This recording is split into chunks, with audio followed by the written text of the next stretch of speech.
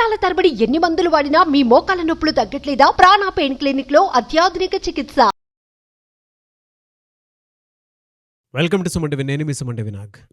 కోల్కతా ఇన్సిడెంట్కి సంబంధించినటువంటి వాటిల్లో already post mortem రిపోర్ట్లో జరిగినటువంటి దానికే ఇప్పటికే జూనియర్ డాక్టర్స్ కొంతమంది ధర్నా చేస్తున్నారు. 17 మినిట్స్కే అంత అయిపోవటం ఏంటి? సో ఆ టైంలో జరిగినటువంటి కొన్ని కీలక అంశాలు కూడా బయటికి రావడం జరిగింది. ఆ షాకింగ్ ఫ్యాక్ట్స్ ఏంటి అండ్ దానితో పాటు కొంతమంది కనుక మనం చూస్తే ఈ కేసుకి సంబంధించినటువంటి వాటిల్లో కొన్ని కీలక అప్డేట్స్కి సంబంధించి ఎదురు చూసేటువంటి వాళ్ళకు కూడా సో కొన్ని జనరల్గా మనం చూస్తే అక్కడ ఒక విగ్రహం పెట్టారు, దానికి సంబంధించినటువంటి వాటిలో కొంతమంది అభ్యంతరం వ్యక్తపరుస్తున్నారని చెప్పేసి తెలుస్తూ ఉంది. అయితే ఎవరు ఏ విధంగా జరుగుతుంది అనేటువంటిది ఈరోజు మనతో పాటు హైకోర్టు అడ్వకేట్ రవీంద్రనాథ్ గారు ఉన్నారు. వారి మాటలో అడిగి తెలుసుకుందాం. Hello sir. హాయ్ అండి నాగరాజు గారు. ఒక చిన్న విగ్రహం లాగా పెడితేనే దానికి సంబంధించినటువంటి వాటిల్లో కొంతమంది రకరకాలుగా మాట్లాడటం, భిన్నాభిప్రాయాలు మాట్లాడుతూ ఉన్నారు. At the same time post mortem రిపోర్ట్కి సంబంధించింది అయితే కొన్ని కీలక విషయాలు బయటికి రావడం జరిగాయని చెప్పేసి తెలిసేది. ఏంటి సార్ అవి? నాగరాజు గారు, ఇప్పుడు మీరు అడిగినటువంటి ఏదైతే ప్రశ్న ఉందో దీనికి సంబంధించి ఒక ఆల్మోస్ట్ జడ్జిమెంట్కి అంటే ఏదైతే సీల్డ్ కవర్లో సిబిఐ వాళ్ళు రిపోర్ట్ ఇచ్చారు అని గతంలో మనం మాట్లాడుకున్నాం. దానికి సంబంధించి సిబిఐ వాళ్ళ ప్రొసీడింగ్స్ ప్రకారం అంటే సిబిఐ ఇంట్రాగేషన్స్ చేసే విధానం ప్రకారం కొంత ప్రొసీడింగ్స్ ఉంటాయి. ఫైనల్ కరెక్షన్స్ అంటారు, దాన్ని ఏమంటారు కరెక్షనల్ మేనేజ్మెంట్ అంటారు. అంటే ఏంటంటే ఇప్పటి వరకు వాళ్ళు ఏదైతే ఇన్వెస్టిగేషన్ చేశారో, ఇంట్రాగేషన్స్ చేశారో, ఫైనల్గా ఒక డ్రాఫ్టింగ్ చేసుకుంటారు. అంటే ఫైనల్ రిపోర్ట్ చేసుకునేటప్పుడు కరెక్షనల్ మేనేజ్మెంట్ అని ఒక ఫైనల్ సిస్టమ్ చేసుకుంటారు. అంటే ఇప్పటివరకు మనం ఏదైతే ఇంట్రాగేషన్ చేశామో, ఇన్వెస్టిగేషన్ చేశామో ఇదంతా కరెక్ట్గా ఉందా లేదా అని సిబిఐ దర్యాప్తులో కీలకమైనటువంటి తుది ముగింపు గట్ట ఉంటారు. దీన్ని యాక్చువల్గా కరెక్షనల్ మేనేజ్మెంట్ అన్నటువంటి ఒక ప్రొసీజర్. ఆ ప్రొసీజర్లో భాగంగా నిన్న సంజయ్ రాయ్ని, సందీప్ ఘోష్ని కూడా నిన్న ఆల్మోస్ట్ 10-12 గంటల పాటు కూర్చుని మాట్లాడడం కూడా జరిగింది. దీంట్లో ప్రతి ఈచ్ అండ్ ఎవ్రీ పాయింట్ కూడా సిబిఐ వాళ్ళ దర్యాప్తులో భాగంగా చేసుకుంటూ వెళ్తున్నారు. అయితే ఇక్కడ మనం పోస్ట్ మార్టం రిపోర్ట్ అనే విషయం గురించి మనం గత వీడియోలో కూర్చో మాట్లాడాము. దాని మీద మనకు కొన్ని కీలక విషయాలు కూడా మన వెలుగులోకి వచ్చాయి. అయితే పోస్ట్ మార్టం రిపోర్టు ఎప్పుడు జరిగింది, ఎంత తొందరగా దాన్ని ముగించారు, దీని మీద అభిజిత్ మండల్ తలా police station Abhijit Mandal force చేయడం, అదేవిధంగా సందీప్ ఘోష్ తన ఇన్ఫ్లుయెన్స్ ఉపయోగించి కూడా ఆ అటాప్సీ రిపోర్ట్ పోస్ట్ మార్టం చేసే విధానం మీద కొంత గందరగోళానికి దారితీశారని కొంతమంది జూనియర్ వైద్యాధికారులు కూడా ఒక రిపోర్ట్ ఇవ్వడం జరిగింది. దానికి సంబంధించిన మన ఎవిడెన్సెస్ కూడా గడిచిన వీడియోలో మనం పెట్టడం జరిగింది. అయితే అందులో కంటిన్యూటీ భాగంగా పోస్ట్ మార్టం చేసే విధానంలో కీలకంగా సోషల్ మీడియాలో బాగా వ్యాప్తిలోకి వచ్చిన ఇన్ఫర్మేషను, చాలామంది ఒక మెదలు తొలిచే ప్రశ్న ఫస్ట్ మనకి న్యూస్ జరిగిన తర్వాత ఇమ్మీడియట్గా అందరి మైండ్లోకి వచ్చిన క్వశ్చన్ ఏంటంటే ఆమె వెజినాలో 151 గ్రామ్స్ యొక్క ఒక టైప్ ఆఫ్ ఒక లిక్విడ్, ఒక విసిడ్ అంటారు దాన్ని, ఒక జిగట పదార్థం ఉంది. అది స్పెర్మా XYZ అనేటువంటి వర్డ్ తెలియకుండా చాలా రూమర్స్ చక్కర్లు కొట్టింది. దాంతో సిబిఐ ఇన్వెస్టిగేషన్ తర్వాత దీని గురించి పెద్దగా డిస్కషన్ అంతా సోషల్ మీడియాలో ఎక్కడ లేకుండా పోయింది. అయితే చాలామంది అంటే ముఖ్యంగా మన లోకల్గా ఉన్నటువంటి వెస్ట్ బెంగాల్ యొక్క లోకల్ బెంగాలీ పత్రికలు ఏం చెప్తున్నాయంటే దీని మీద సిబిఐ వాళ్ళు ఏదైతే అటాప్సీ రిపోర్ట్ మీద డిపెండ్ అయ్యారు. అటాప్సీ రిపోర్ట్ ఎవరి వల్ల ఇన్ఫ్లుయెన్స్ అయింది? సందీప్ ఘోష్ అదేవిధంగా అభిజిత్ మండల్తో ఇన్ఫ్లుయెన్స్ చేయబడడం జరిగిందని కూడా మనం మాట్లాడుకుంటున్నాం. అయితే ఇది కరెక్టా కాదా? ఈ వెజినాలో ఆ వెజినాలో ఉన్నటువంటి ఆ 151 గ్రామ్స్ ఏదైతే అది అసలు దాని గురించి ఆ విసిడ్ గురించి మనం మాట్లాడుకుంటే మనకు అంత ఇన్ఫర్మేషన్ కొంత మీతో షేర్ చేసుకునే ప్రయత్నం చేస్తాను నాగరాజు గారు. దీని మీద కొన్ని కీలకమైన విషయాలు దొరికాయి. అంటే దాంట్లో ఏంటంటే అది ఇప్పటివరకు డౌట్ ఏంటంటే ఆ 151 mgనా లేకపోతే 151 గ్రామ్సా? 151 అని ఎందుకు కన్ఫర్మేషన్ ఉంది, అది 151 mgనా లేకపోతే 151 గ్రామ్సా అన్నది పోస్ట్ మార్టం రిపోర్ట్కి వస్తుంది. నిన్న సిబిఐ వాళ్ళ ఆ ఫైనల్ ఇప్పుడు నేను చెప్పిన కరెక్షనల్ మేనేజ్మెంట్లో దీని గురించి చాలా లోతుగా ఒక చర్చ చేయడం కూడా జరిగింది. దీని మీద ఇన్వెస్టిగేషన్ కూడా కొంత లోతుగా వెళ్ళారు. నెంబర్ 2, ఏదైతే ఎండో కెనాల్ సర్వైకల్ ఉంటుందో, మన బాడీలో ఉన్నటువంటి ఏదైతే ఆ బటక్ పార్ట్ ఉంటుందో ఎండో కెనాల్ సర్వైకల్ అంటారు, అక్కడ ఆ మధ్యలో ఉన్నటువంటి వెజినాలో ఉన్నటువంటి పార్ట్ అయితే అది అక్కడ ఉన్నటువంటి విసిడ్ అంటే బయట నుంచి తీసుకొచ్చేటువంటి కెమికల్ లేకపోతే హ్యూమన్ బాడీ నుంచి వచ్చినటువంటి ఒక పార్ట్. అంటే పోస్ట్ మార్టం రిపోర్ట్ వాళ్ళు మనకు అందించే అంటే ఇన్ఫర్మేషన్ మనకు ఎలా తెలిసిందంటే పోస్ట్ మార్టం ఎట్లా చేస్తారు అనే విధానం మీద. యాక్చువల్గా బాడీలో ప్రతి ఇంటర్నల్ ఆర్గాన్ కూడా ఒక వెయిట్ ఉంటుంది. ఫర్ ఎగ్జాంపుల్ లెఫ్ట్ కిడ్నీ అనుకోండి, లెఫ్ట్ కిడ్నీ ఆల్మోస్ట్ ఒక 82 గ్రామ్స్ ఉంటుంది సార్, 88 గ్రామ్స్ ఉంటుంది లెఫ్ట్ కిడ్నీ అని. రైట్ కిడ్నీ మాత్రం 82 గ్రామ్స్ ఉంటుంది. ఇట్లా ప్రతి పార్ట్ కూడా. అలాగే లివర్ 1134 గ్రామ్స్ వెయిటేజ్ ఉంటుంది. అంటే బాడీలో పోస్ట్ మార్టం చేసేటప్పుడు ఈచ్ అండ్ ఎవ్రీ ఒక్క పార్ట్ కూడా వెయిట్ని చూస్తారు. అంటే బిఫోర్ మర్డర్కి ఆఫ్టర్ మర్డర్కి ఏ యొక్క పార్ట్ ఇంటర్నల్ ఆర్గాన్ ఏమైనా డ్యామేజ్ అయిందా అన్న విషయమే చూస్తారు.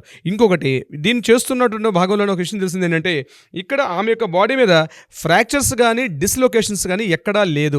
ఆ పార్ట్ దగ్గర నిల్ అని మాత్రం పెట్టడం జరిగింది. అంటే ఈమె ఒంటి మీద ఎటువంటి ఫ్రాక్చర్స్ లేవు. అదేవిధంగా డిస్లొకేషన్స్ అంటే జాయింట్స్ అక్కడెక్కడ కదిలే పరిస్థితి కూడా లేదని చెప్పి అక్కడ నిల్ అని ఉంది. సో మనకు తెలిసిన రిపోర్ట్ ప్రకారం అయితే ఆమెకు ఒంటి మీద గాయాలు ఉన్నాయి తప్పించి ఫ్రాక్చర్స్ లేవు. ఇట్స్ అ నిల్ అని అయితే ఎక్కడ ఒక అటాప్సీ రిపోర్ట్ ప్రకారం సెంటెన్స్ చూడడం మనం జరిగింది. అట్ ద సేమ్ టైం ఈ వెజినాలో ఉన్నటువంటి సెలైవా ఈ విసిడ్ దీనికోసం ఒక టెస్ట్ చేస్తారు. దాన్ని విసేరా టెస్ట్ అని అంటారు. ఆ టెస్ట్ పేరు విసేరా అని ఒక టెస్ట్. ఆ టెస్ట్ కోసం మళ్ళీ పంపించారు మళ్ళీ రిపోర్ట్ కోసం. ఏదైతే లిక్విడ్ కలెక్ట్ చేసి పెట్టుకున్నారో యాక్చువల్గా దాని రూల్ ఏంటంటే యాక్చువల్గా 4 degrees సెంటిగ్రేడ్ కన్నా తక్కువలో ఉండాలి టెంపరేచర్లో. ఆల్మోస్ట్ ఇది ఇప్పుడు మళ్ళీ కరెక్షనల్ మేనేజ్మెంట్లో భాగంగా దాన్ని మళ్ళీ కరెక్షన్కి పంపించారు. అది కరెక్టా కాదు. అయితే ఇక్కడ డాక్టర్స్ చేసే పని ఏమిటంటే ఓన్లీ ఫర్ అ బాడీ పార్ట్ని చేస్తారు. బట్ ఇటువంటి ఏవైతే ఉంటాయో ఇటువంటి ఎక్స్ట్రాక్ట్ ఉన్నటువంటి ఈ యొక్క సెలైవా కావచ్చు లేకపోతే ఈ విసిడ్ కావచ్చు ఇట్లాంటి అన్నీ కూడా చెక్ చేయాలంటే ఇది ఫోరెన్సిక్ వాళ్ళకి సంబంధించింది, డాక్టర్స్ వాళ్ళకి కాదు. ఈ యొక్క ఫోరెన్సిక్ వాళ్ళ ల్యాబ్ రిపోర్ట్ని బేస్ చేసుకుని ఉంటారు. అది ఎస్ఆర్ఓ అని చెప్పాల్సింది ఫోరెన్సిక్ అంటే ఎస్ఎఫ్ఎల్ వాళ్ళు ఇచ్చిన రిపోర్ట్ని బేస్ చేసుకుని ఉంటారు. సో ఎస్ఎఫ్ఎల్ వారు ఏ రిపోర్ట్ ఇచ్చారు? సో ఈ పోస్ట్ మార్టం రిపోర్ట్లో ఎస్ఎఫ్ఎల్గా మీరు రిఫర్ చేశామని చెప్పారు తప్పించి అది ఎస్ఎఫ్ఎల్ నుంచి ఏ రిపోర్ట్ వచ్చింది ఇంకా కన్ఫర్మేషన్ అయితే రాలేదు. అయితే జనాల్లో ఉన్నటువంటి ఈ యొక్క డౌట్ ఏదైతే ఉందో అది 151 mgనా లేకపోతే 150 grams అంటే గ్యాంగ్ రేపు గురైందా లేకపోతే సింగిల్ పర్సన్ అటాక్ చేస్తాడు అన్న విషయం మీద అక్కడ కొంత కాన్స్పిరసీ ఉంది. బహుశా అది కూడా తొందరలోనే తెలిసే అవకాశం ఉంటుంది. పూర్తిగా అంటే సుప్రీంకోర్టు గైడ్లైన్స్ ప్రకారం కూడా టోటల్ రిపోర్ట్స్ అన్ని కూడా బయట పెట్టవద్దు. ఎందుకంటే కొంత కీలక సాక్ష్యాలు తారుమారే అవకాశం ఉంటుందని సుప్రీంకోర్టు ఏదైతే కీలక ఆదేశాలు ఇచ్చారో అందులో భాగంగా వీటిని మాత్రం కొంత వాళ్ళ కాన్స్పిరసీ అంటే ఎటువంటి కాన్స్పిరసీ కాకుండా దాన్ని కొంత క్లోజ్ చేసే పని చేస్తున్నారు సిబిఐ వాళ్ళు. బట్ మీడియా యంత్రాంగం కొంతవరకు ఎంత అవకాశం ఉంటుంది అంత కలెక్ట్ చేసే పనిలో ఉన్నది దీనికి. బట్ ఇది మాత్రం ఇప్పటికీ కూడా ఒక డౌట్గా ఉండిపోయింది తప్పించి ఇది S R no it's gang రేపా సింగిల్ పర్సన్ చెప్పడం అయితే జరగట్లేదు. ఎందుకంటే నేను సంజయ్ రాయ్ని at the same time Sandeep ఘోష్ని కూడా ఈ పర్టికులర్ మర్డర్ వచ్చే సుమారుగా మోర్ దెన్ మార్నింగ్ 10 o'clock నుంచి మిడ్ నైట్ 12 o'clock అంటే మోర్ దెన్ ఒక 12 గంటల పాటు మోర్ దెన్ విచారించడానికి కారణం కూడా ఏంటంటే దీనికి సంబంధించే విచారించారు. ఇది ఎస్ ఆర్ నో అంది మనకు కూడా తొందరలో తెలిసే అవకాశం ఉంటుంది. So this is the key point. Second point మనం మాట్లాడుకోగలిగితే వెరీ ఇంట్రెస్టింగ్ పాయింట్ ఒకటి, ఇప్పటివరకు జూనియర్ డాక్టర్లు మాత్రమే సమ్మెలు చేస్తున్నారు. వాళ్ళు పూర్తిగా ఆ కాలేజీలు విడిచిపెట్టేసి డాక్టర్స్ కూడా తమ వృత్తిని ఓపీడీ సేవలు కానీ మన ఆపరేషన్ థియేటర్ ఓటీ సేవలు మొత్తం విడిచిపెట్టి రోడ్ల మీదకి వచ్చి ధర్నాలు నిరసనలు తెలుపుతున్నారు. అయితే ఈరోజు ఈ సీనియర్ డాక్టర్స్ ఉంటారు అంటే ఆల్రెడీ ఎగ్జిస్టింగ్ ఉన్నటువంటి సీనియర్ డాక్టర్ అందరూ కూడా సుప్రీంకోర్టుకు ఒక పిటిషన్ సాయంత్రం వేశారు. ఏంటంటే జూనియర్ డాక్టర్లు చేస్తున్న సమ్మెకి మేము కూడా మద్దతు తెలుపుతున్నాం, మమ్మల్ని కూడా పర్మిట్ చేయండి అన్నటువంటి ఒక పిటిషన్ సుప్రీంకోర్టులో వేస్తున్నారు. సుప్రీంకోర్టు నుంచి కన్ఫర్మేషన్ వస్తే వాళ్ళు కూడా సీనియర్ డాక్టర్స్ కూడా వీళ్ళతో పాటు పార్టిసిపేట్ చేసే అవకాశం కూడా ఉంది డెఫినెట్గా. సో మొత్తం సీనియర్ డాక్టర్లు కూడా వచ్చినట్లయితే ఎంటైర్ రాష్ట్రం యొక్క పరిస్థితి ఏమైపోతుందంటే ఒక పెద్ద అంతర్గతంగా చాలా అంతర్యుద్ధానికి దారితీసే పరిస్థితి ఉంటుంది. ముఖ్యంగా దీన్ని మోబోక్రసీ అంటారు. దీని మీద ఒక ఫిలాసఫర్ మాట్లాడుతూ మోబోక్రసీ అంటారు. మోబోక్రసీ అంటే ఒక గుంపు, అంటే గుంపు అంతా ఇది యాక్చువల్లీ డెమోక్రసీయా మోబోక్రసీయా?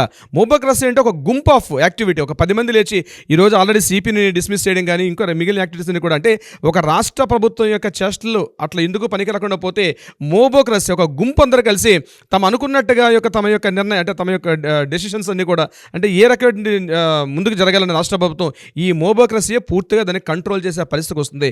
బహుశా వెస్ట్ బెంగాల్ ఆ స్థితిలోకి వెళ్తుందా అన్నటువంటి ఒక డౌట్ను కూడా వ్యక్తపరచడం జరిగింది. దీని మీద సుప్రీంకోర్టు ఎటువంటి డెసిషన్ తీసుకుంటుంది, వాళ్ళకి సపోర్ట్ చేస్తుందా లేకపోతే ఈ సీనియర్ వైద్యాధికారులు కూడా సపోర్ట్ చేస్తారా చేయదండి బహుశా మనకు 1-2 రోజులు తెలిసే అవకాశం కూడా ఉంది నాగరాజ్ గారు.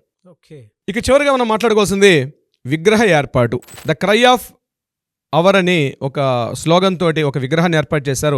ఆర్జికర్ మెడికల్ కాలేజీలో ప్రిన్సిపాల్ గారు చాంబర్ ఎదురుగుండా ఒక భయంకరమైనటువంటి ఒక ఫైబర్ గ్లాస్తో ఏర్పాటు చేస్తుంటే ఒక ఆర్తనాదాన్ని వెలిబుస్తుంటే ఒక ఫోటోని అంటే ఒక శిల్పాన్ని అక్కడ వ్యక్తపరచడం జరిగింది. అయితే ఇంతవరకు ముందనుకున్నట్టుగా జూనియర్ డాక్టర్లు చేశారనుకుంటున్నారు కానీ కొంతమంది సోషల్ యాక్టివిటీస్లు అంటే సోషల్ మీడియాలో రెగ్యులర్గా ఫాలోవర్స్గా ఉన్నటువంటి కొంతమంది వ్యక్తులు జూనియర్ వైద్యాధికారులతో కలిసి ఈ యొక్క విగ్రహాన్ని ఏర్పాటు చేశారనేది అయితే మనకి క్లియర్గా తెలుస్తుంది. ఆ విగ్రహాన్ని ఆల్రెడీ స్టార్ట్ చేశారు. అయితే ఈ విగ్రహం మీద రకరకాల భిన్నాభిప్రాయాలు వస్తున్నాయి. ఎందుకంటే సుప్రీంకోర్టు గైడ్లైన్స్ ప్రకారం అభయ యొక్క పిక్చర్స్ కానీ ఫొటోస్ కానీ ఎక్కడ కూడా ఈవెన్ దో సోషల్ మీడియాలో వికీపీడియాలో ఎక్కడ లేకుండా చేస్తుంటే అటువంటి సందర్భంలో ఇటువంటి విగ్రహం స్థాపించడం అవసరమా అని కొంతమంది దీని మీద డిఫరెంట్గా వస్తున్నారు. ఇంకొకటి number 2 point, already Durga Navratri ఉత్సవాలు అవుతున్నాయి కాబట్టి ఇంకొక రకంగా అభయ యొక్క విగ్రహం చేస్తే బాగుండేది. ఇట్లాంటి భయంకరమైన ఫోటో అంటే ఆ భయంకరమైన ఒక స్కల్ప్చర్, ఒక శిల్పం, అది చూస్తేనే భయంకరంగా ఉంది. అయితే వాళ్ళు ఏం చెప్తున్నారంటే ఇది మేము అభయ యొక్క రెప్లికా కాదు, అమ్మాయి యొక్క విగ్రహానికి సంబంధించింది కాదు, ఇది పూర్తిగా ఆ అమ్మాయి పడినటువంటి ఒక మానసిక వేదన, ఆ లాస్ట్ చివరలో ఇటువంటి వేదన పడింది. ముఖ్యంగా ఇదే హాస్పిటల్లో ఒక అమ్మాయి ఇంత బలవన్మరణానికి అంటే ఒక బలవంతంగా ఒక మరణం అంటే ఆమెను మర్డర్ చేసే స్థితిలో ఆ అమ్మాయి పడే వేదనని బస్ట్ వరకు తీసుకుంటే ఆ ముఖంలో మేము చూపించడం తగిన తప్పించి దీనికి అభయకి ఎటువంటి సంబంధం లేదు అని కొంతమంది వాదిస్తున్నారు.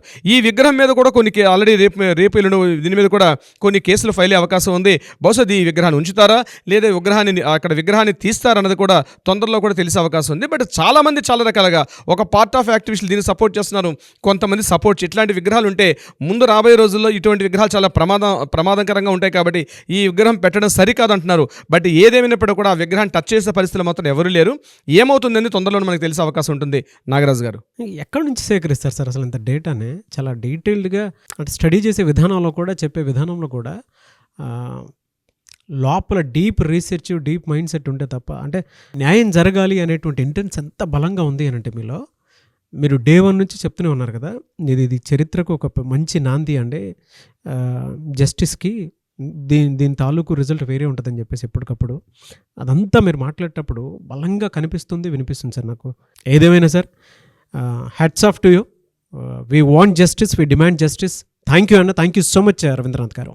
Thank you so much Nagaraju గారు.